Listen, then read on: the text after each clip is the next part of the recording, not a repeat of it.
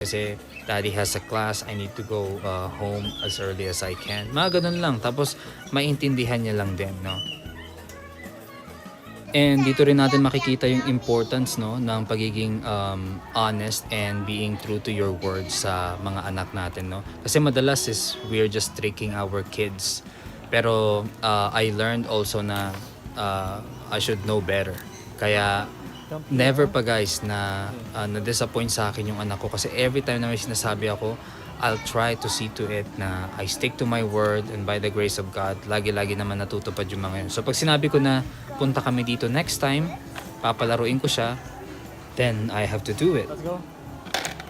Shake your hands, bro. Next time again, yep.